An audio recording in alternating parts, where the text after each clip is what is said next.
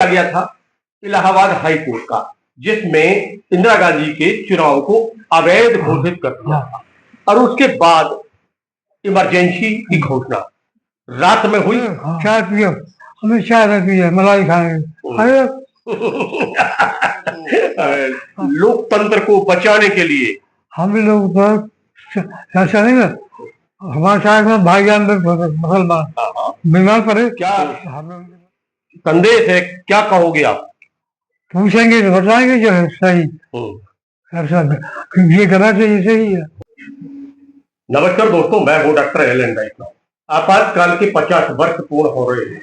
25 और 26 जून की दरमियानी रात्रि 1975 में एक आपातकाल की घोषणा की थी। तत्कालीन प्रधानमंत्री इंदिरा गांधी ने अचानक आपातकाल की घोषणा कर दी और फिर क्या था, राष्ट्रभक्तों को चुन चुन कर जेलों में ठोक दिया गया, उनको यात्राएं दी गई, क्योंकि राष्ट्रीय स्वयंसेवक संघ एक संकल्प लेकर मैदान में था। वह सरकार के विरुद्ध गुगुल बजा रहा था और सरकार उस समय की जो थी इंदिरा गांधी की, वह घबराने लगी थी और एक फैसला भी आ गया था इलाहाबाद हाई कोर्ट का, जिसमें इंदिरा गांधी के चुनाव को अवैध घोषित कर दिया था और उसके बाद इमरजेंसी की घोषणा रात में हुई। इसमें जिन जिन लोगों को जेल में ठूंसा गया, उनमें से अधिकांश इस समय इस दुनिया में नहीं है। अभी बहुत सारे लोग हैं। बात कर रहे हैं मध्य प्रदेश के दमोह की। दमोह में 42 लोगों को यात्राएं दी गई, उनको जेल में ठूंसा गया था, उनके ऊपर इमरजेंसी का केस लगाया गया था, पहले DIR और फिर उसके बाद मीसा। ऐसे ही लोकतंत्र सेनानी हमारे बीच में है हुकुम चंद जैन जी। जैन साहब, बहुत बहुत स्वागत है आपका। नमस्कार। जब आपको पकड़ा पुलिस ने, तो कौन सा समय था और क्यों पकड़ दिया था? हम बैंक गए। अच्छा, बैंक में गए हम, और बैंक से खबर आई तो हम लोग, हम बैंक में बैठे हैं, बुजुर्ग हो। उस समय हमारे रिश्तेदार थे, चलो आप लोग बैंक में रहो, जो आएगा सुन जाएगा। ठीक है, फिर हम बैंक में रहे और फिर नाम ध्यान नहीं आ रहा उनका, वो आए, बोले हुक्म चंद, हाँ बोले चलिए चलिए। तो वहां से निकले तो होटल थी, होटल में हमको बुला कर सर से इधर आओ, सर से। हमने कहा भाई लो चाय पियो, हमें चाय रखी है, मलाई खाएंगे। अरे जा रहे हैं, जेल तो जा ही रहे, जेल जा रहे हैं, मलाई खाएंगे। मलाई को हमने भाई ले गए तो जेल में एक बार नहीं, राजा भैया धर्मपुर वाले। अच्छा जी। उस समय आए और उनको खर्चे ही डाल के लाए पर बाद में। तो हम लोग क्लच छोड़ो, हम कर छोड़ो। राजा क्या करे में, उनके बाप बेटा की कोई बहस हो गई होगी। बहस हो गई, जेल को भी।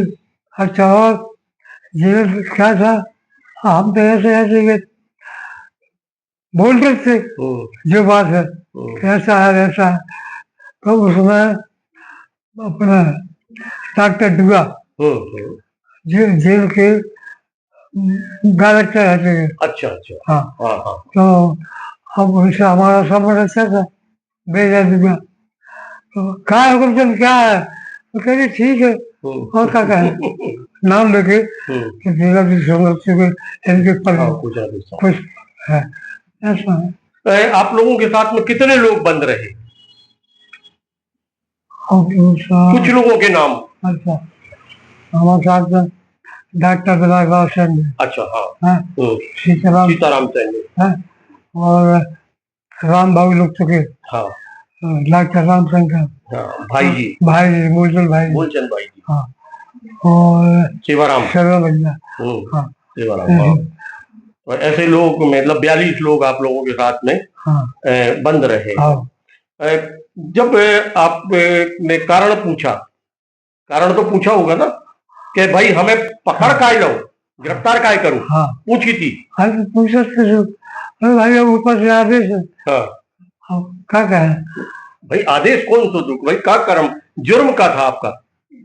और संग के। अच्छा, आरएसएस के कार्यकर्ता, हाँ और इसी रहते आपको जेल में। हाँ अच्छा, जब आप जेल में रहते थे हाँ तो सुना है कि आप लोग जेल में भी शाखा लगाते रहे। हाँ लगाते थे। अरे भाई अब वहाँ तो सुबह शाखा लगाते थे, हाँ, कबड्डी वबड्डी खेलते थे, समय काटना। समझदार। अब परिवार को के ऊपर जब आप जेल चले गए, अचानक आपको जेल ले गए, हाँ तो फिर परिवार पर क्या बीती? परिवार के ऊपर तो माँ की चली गई, भाई को भेज दिया। माई के भेज दिया। क्या करें, सही बात। खाना की नहीं कोई व्यवस्था नहीं, हाँ। तो भेज दिया था। जब आज आप देखते हैं हाँ कि मतलब जब आप 42 लोग थे, अब तो पता नहीं कितनी मीसाबंदी हैं, तो ये मीसाबंदियों के बारे में क्या कहेंगे? भाई हम लोग तो ऐसी बात लाल से बना रहे फिर ये सब झूठ है। हाँ ऐसा सही बात है। हम लोग शकल लीजिएगी तो बंद हो, किसी को जेल गए और वापस आ गए, उनको नाम लिख लो, बस ऐसे। अब कछु तो नए लड़को मतलब ये उम्र के ऐसे हैं कि जिनके नाम आ गए, मतलब ऐसे नाम आए हैं हाँ कि जो उस समय तो बहुत छोटे होंगे। हाँ ऐसे हो गए और उनके हाँ उम्र के हिसाब से। हाँ, हाँ तो ऐसे लोगों तो मतलब जो ऐसे ही सूची बन गई कानून ले देखें। बहुत सारा आजकल जो सब चलो। अच्छा, मतलब सब पैसों को खेल है और का खेल है। और का कर हाँ हाँ। तो जाए कहीं जाए ऐसा है क्या, माना गलत है, गलत है। गलत है। भाई आप लोगों ने तो लोकतंत्र को बचाने के लिए हम भी लोग तो ऐसा नहीं ना, हमारे साथ में भाईजान मुसलमान बीमार पड़े तो हम लोग उनकी मदद करी। बिल्कुल। बोले दादा हाँ समझ में आया फिर आप लोगों को सच्चा में क्या है। ऐसा है। मतलब उस समय के दौरान में जब मुसलमान जो थे हाँ उनके ऊपर विपत्ति पड़ी तो आप लोगों ने साथ दिया। साथ दिया। तो वो भी समझ गए कि संघ क्या है। नहीं नहीं उन्होंने बताया दादा अब समझ पाया कि संघ क्या है। मतलब जेल के अंदर की स्थितियां होती थी, जेल के अंदर उनको पूरा सहायता होता है। पूरी सहायता करना, दुख तकलीफ है तो परिवार से बढ़ो आओ, ऐसा है। माने सरकार से ये कहा कि हर एक की मदद करना, किसी को कष्ट नहीं देना, ठीक है। संघ का वो संघर्ष और आज सरकार केंद्र में है। हाँ हाँ संघ का संघर्ष है, संघ का संघर्ष है। और संघ ने पूर्ण रूप से लगातार मतलब मेहनत की, संघर्ष किया, और आज जब सरकार पे आ गई है तो कैसा लगता है? ऐसे ही है। उस समय तो भैया भूखे रहे कि काम किया ऐसा नहीं ना, 2 से 3 दिन मिला। हम दमोह जेल में थे, दमोह जेल से जब सागर पहुंचे पगड़ा गाड़ी तो बैठो वहाँ गए, वहाँ भी अनशन तो वहाँ भी अनशन किया।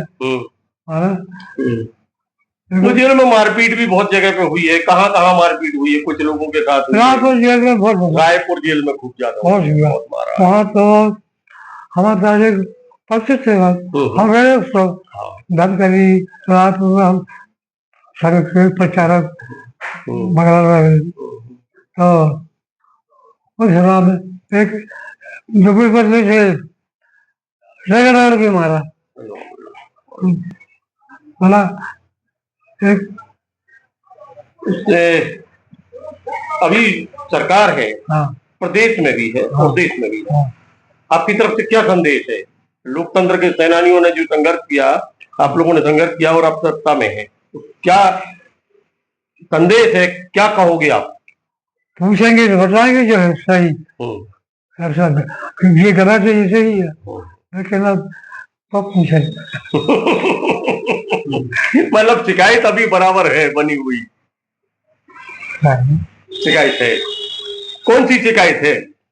शिकायत जारी है कि भाई कोई पूछता नहीं है, हाँ, माना हाँ भाई सब लोग पूछे सब लोग, हाँ हम करते नहीं करता, हाँ, फिर ये नहीं पूछ सकते, गिर गए थे तो उस समय अपने डॉक्टर पान से और जानदार जामदार, जानदार पच्चीस हाँ, हाँ, काफी इलाज किया उन्होंने।